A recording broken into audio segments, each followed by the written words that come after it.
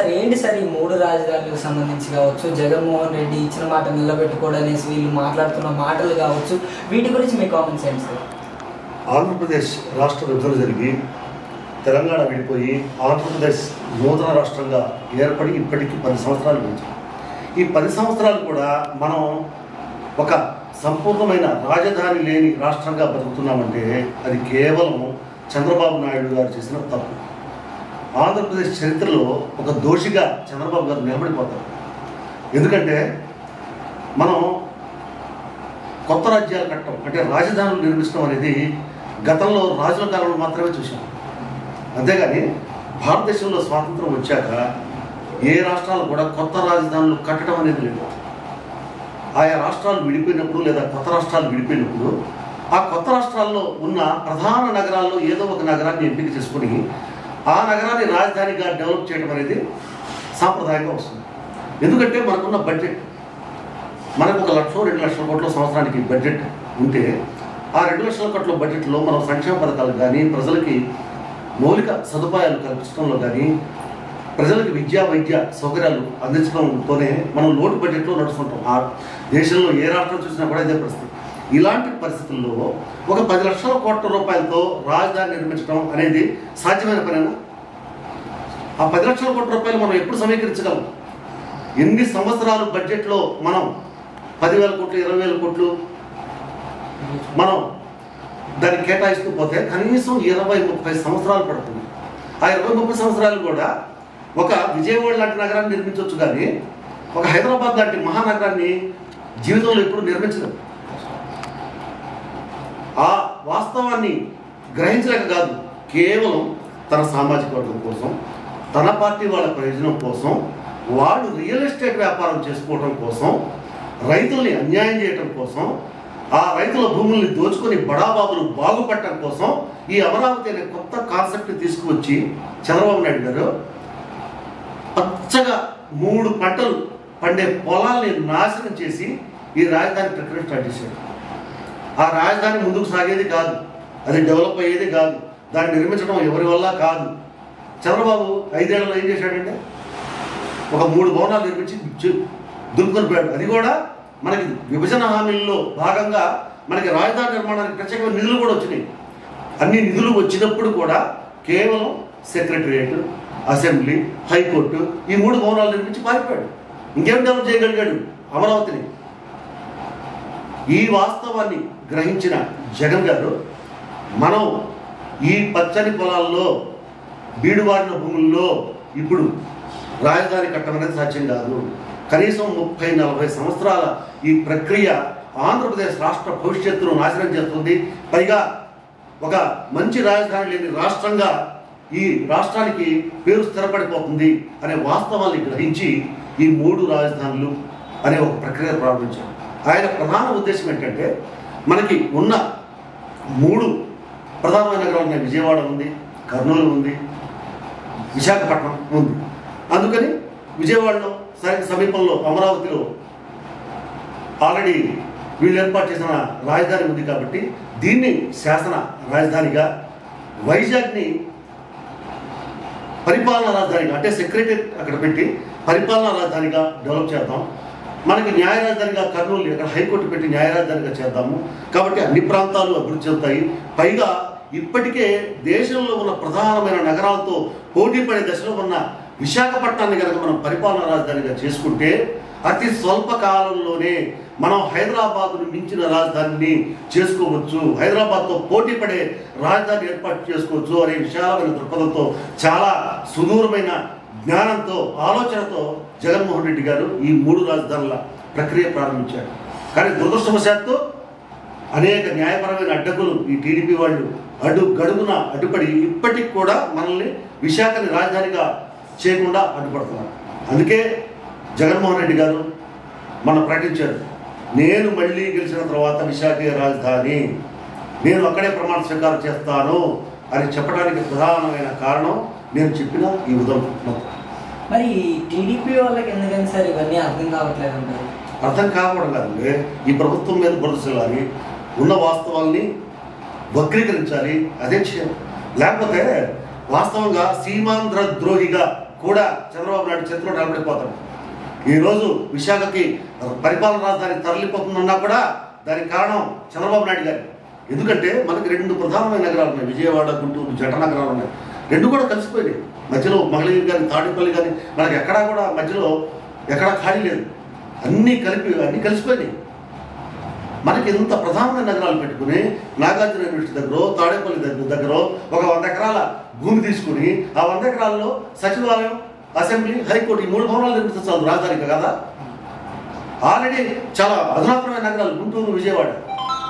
ఈ రెండింటిని కలిపి ఒక మహా కార్పొరేషన్గా చేసి, ఏది హైదరాబాద్, సికింద్రాబాద్ లాగా ఒక మహా కార్పొరేషన్ చేసి గుంటూరు, విజయవాడని కలిపి మనకి మంగళగిరి దగ్గరలో, తాడిపల్లి దగ్గరలోనో, నాగార్జున యూనివర్సిటీ దగ్గరలో ఈ భవనాలు నిర్మించి అదే రాజధానిగా ప్రకటిస్తే ఇప్పటికీ హైదరాబాద్తో పోటీ పడే స్థాయిలో మన ప్రాంతాలు ఎదిగి ఖచ్చితంగా ఈ 10 సంవత్సరాలు.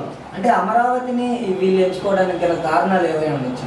ఖచ్చితంగా నేను చెప్పాను కదా, రియల్ ఎస్టేట్ వ్యాపారం కోసం కేవలం. ఎందుకంటే విజయవాడ, గుంటూరులో ఆల్రెడీ భూముల ధరలు మీకు రోడ్డు పక్కన కొన్ని కోట్ల రూపాయలు పలుకుతున్నాయి. అప్పటికే అక్కడ వీళ్ళు కొత్తగా రియల్ ఎస్టేట్ వ్యాపారం చేయడానికి ఆస్కారం లేదు.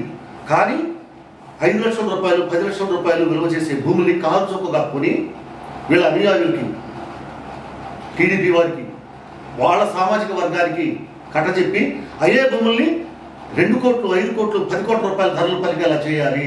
తద్వారా ఈ సామాజిక వర్గం మరింత బలోపేతం కావాలి, మనకు ఎన్నికల్లో పెట్టుబడులు పెట్టేందుకు సిద్ధం కావాలి. మన పార్టీ నాయకులు కానీ, మన సామాజిక వర్గం చెందిన పెత్తందారులు కానీ ఇదే ఉద్దేశంతో 5 లక్షల రూపాయలు పలికే భూముల్ని కాల్చొక్కగా కొన్నారు. ఎంత దారుణమైన విషయం తెలుసా? రైతులకు తెలియదు పాపం. ఇక్కడ రాజధాని, తుళ్ళూరు ప్రాంతంలో రాజధాని వస్తుంది, అమరావతి ప్రాంతంలో రాజధాని వస్తుంది అనే విషయాలు రైతులకు తెలియదు. దొనకొండ, విశాఖపట్నం రకరకాలుగా ప్రచారం చేశారు. అక్కడ వస్తుంది, ఇక్కడ వస్తుంది, ఇక్కడ వస్తుందని ప్రజలకు మభ్యపెడుతూ, ఆ మభ్యపెట్టే కార్యక్రమంలో వీళ్ళు ఆల్రెడీ తుళ్ళూరు ప్రాంతంలో రాజధాని పెట్టాలి అని డిసైడ్ అయిపోయి ఆ సమాచారాన్ని వారి ముఖ్యమైన నేతలకి, ఆ సామాజిక వర్గంలోని ప్రధానమైన పెట్టుబడిదారీ వర్గాలకి ఆ సమాచారం చేరవేసి వారు గ్రూపులుగా ఇప్పుడు రాజధానిగా చెప్పబడుతున్న ప్రాంతాల్లో దిగి మేము భూములు కొంటామని అప్పటికే ఒక 2 లక్షలు, 3 లక్షలు, 5 లక్షల రూపాయలు పలికే భూముల్ని మేము 10 లక్షలు ఇస్తామని సరి పాపం రైతులు మన రెట్టింపు ధరలకి భూములు రెట్లు పలుకుతున్నాయి అనే ఆశతో చాలామంది అమ్ముకున్నారు. వీళ్ళల్లో రైతు కూలీలు, బడుగు, సన్నవర్గాలు, ఎస్సీ, ఎస్టీ, బీసీ, మైనార్టీల పొలాలు అత్యధికంగా కాల్చొక్కుగా కొని వారి జీవితాలను నాశనం చేశారు.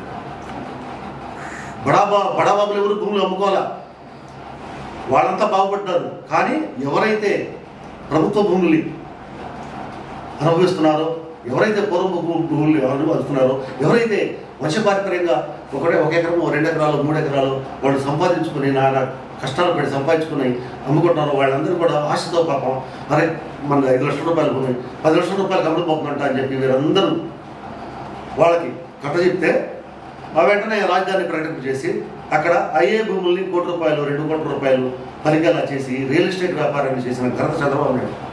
సార్, మరి ఈ విషయాలు అయితే అందరికీ తెలియదు, అంటే సామాన్య ప్రజలకి ఎవరికి ఈ విషయాల గురించి అయితే తెలియదు. మరి రాజధాని పేరుతో జగన్మోహన్ రెడ్డి దోచుకుంటున్నాడు అనేసి అయితే ఈ ఎల్లో మీడియా ప్రచారం అయితే ఎక్కువ అవుతుంది కదా, వాటి గురించి మీరు ఏం చెప్తారు సార్? రాజధాని పేరుతో దోచుకుంది చంద్రబాబు నాయుడు గారు అండ్ తెలుగుదేశం పార్టీ. అది రాష్ట్ర ప్రజలందరికీ తెలుసు. ఇవాళ మనం ప్రజల్ని పిచ్చివాళ్ళు అనుకోవడం, అమాయకులు అనుకోవడం మన అమాయకత్వం. ప్రతి విషయాన్ని నిశ్చితంగా పరిశీలిస్తున్నారు ఆంధ్ర ప్రజలు. వాళ్ళందరికీ తెలుసు అమరావతి రాజధాని పేరిట జరిగిన రియల్ ఎస్టేట్ దోపిడీ గురించి ప్రతి ఒక్క ప్రజానికానికి ఖచ్చితంగా తెలుసు. ఈరోజు అభివృద్ధి చెందిన విశాఖ నగరాన్ని మరింతగా అభివృద్ధి చేయాలి, ప్రపంచ స్థాయి నగరంగా విశాఖను తీర్చిదిద్దాలి. అక్కడ మనం పరిపాలన రాజధాని ఏర్పాటు చేస్తే మరిన్ని పెట్టుబడులు వస్తాయి, పారిశ్రామికంగా పురోగతి సాధిస్తాము. అక్కడ మనం లక్షల కోట్ల రూపాయల పెట్టుబడులు మనం ఆకర్షిస్తే ఈ రాష్ట్రంలో పేదరికాన్ని పారదోలవచ్చు, నిరుద్యోగ సమస్యను పారదోలవచ్చు అనే ఒక విశాలమైన దృక్పథంతో జగన్మోహన్ రెడ్డి గారు ముందుకు కొనసాగుతుంటే ఈ రాష్ట్ర ప్రగతిని చూసి ఓర్వలేని దుర్మార్గులు, ఈ రాష్ట్రానికి పట్టిన శని చంద్రబాబు నాయుడు వాటి తెలుగుదేశం పార్టీ వాళ్ళు అడుగడుగున అడ్డుపడుతూ ఈరోజు విశాఖను నాశనం చేయడానికి కంకణం కట్టుకున్నారు. మనం జన్మలో ఎప్పుడూ అభివృద్ధి చేయలేని అమరావతినే రాజధాని అని ఈ చంద్రబాబు, పవన్ కళ్యాణ్, ఈ సిపిఐ పార్టీ వీళ్ళందరూ కూడా నెత్తికెచ్చుకుని ఆంధ్రప్రదేశ్ రాష్ట్ర భవిష్యత్తును కాలరాసేందుకు శక్తులని ప్రయత్నిస్తున్నాయి. ఈ విషయాన్ని ఆంధ్రప్రదేశ్ రాష్ట్ర ప్రజలందరూ గమనిస్తున్నారు. వచ్చే 2024 ఈ సంవత్సరం జరిగే ఎన్నికల్లో ఖచ్చితంగా వారికి చెప్పుతో కొట్టినట్టు బుద్ధి చెప్పడం ఖాయం. సార్ మరి మౌత్ టాక్ ఎల్లో మీడియా ఎవరైతే ఉన్నారో జనాలు ఉన్న దగ్గరికి వెళ్ళి మౌత్ టాక్ పబ్లిసిటీ చేస్తున్నారు కదా, రాజధాని లేకుండా చేశాడు అనేసి, వాళ్ళకి మీరేం చెప్తారు సార్? మన రాష్ట్రం రాజధాని లేని రాష్ట్రం కాదు. ఎందుకంటే ఇప్పటి వరకు కూడా గత 10 సంవత్సరాలుగా మన రాష్ట్ర రాజధాని ఏది? హైదరాబాద్. విభజన హామీలో భాగంగా మనకి ఉమ్మడి రాజధానిగా ఇప్పటి వరకు హైదరాబాద్ కొనసాగుతోంది. అమరావతి అనేది వీళ్ళు కల్పించిన ఒక ఊహాజనిత ప్రక్రియ మాత్రమే. అది ఎక్కడా కూడా దానికి చట్టబద్ధత లేదు. అమరావతి అనే పదానికి చట్టబద్ధత లేదు. కేవలం చంద్రబాబు నాయుడు ఆకాశ హర్మ్యాలు సృష్టించి గ్రాఫిక్స్లో సృష్టించిన ఒక నగరం మాత్రమే అమరావతి. అందుకే ఈ గ్రాఫిక్స్ని పటాపంచలు చేసి మనకున్న ప్రధానమైన నగరాల్లో, ప్రపంచ స్థాయి నగరాల్లో ఒకటైన విశాఖని రాజధానిగా ప్రకటించాలి అనేది జగన్మోహన్ రెడ్డి గారి ఆలోచన, ఆశయం. దానికి ప్రతి ఒక్కరు కూడా మద్దతు పలకాల్సిన అవసరం ఉంది. ఎందుకంటే రాష్ట్ర భవిష్యత్తుని దృష్టిలో పెట్టుకుని ఈ రాష్ట్రంలో పేదరికం పాల్గొనాలన్నా, ఈ రాష్ట్రంలో పారిశ్రామిక ప్రగతి శరవేగంతో కొనసాగాలన్నా మన రాష్ట్రంలో ఒక ప్రధానమైన నగరం. ఎందుకంటే ప్రధానమైన మనకి అక్కడ ఎయిర్పోర్ట్ ఉంది, సీపోర్ట్ ఉంది, చాలా మంచి స్టీల్ ప్లాంట్. మనకి ఈ రాష్ట్రంలో ఏ నగరాలకి లేనన్ని వనరులు, హంగులు మన విశాఖ ఉన్నాయి. కాబట్టి ఆ విశాఖని మనం డెవలప్ చేసుకోవాలి, ఆ విశాఖని మనం రాజధానిగా ప్రకటించుకోవాలి. అప్పుడే ఈ రాష్ట్ర ప్రగతి, ఈ రాష్ట్ర భవిష్యత్తు స్వర్ణాక్షరాలతో లిఖించబడుతుంది.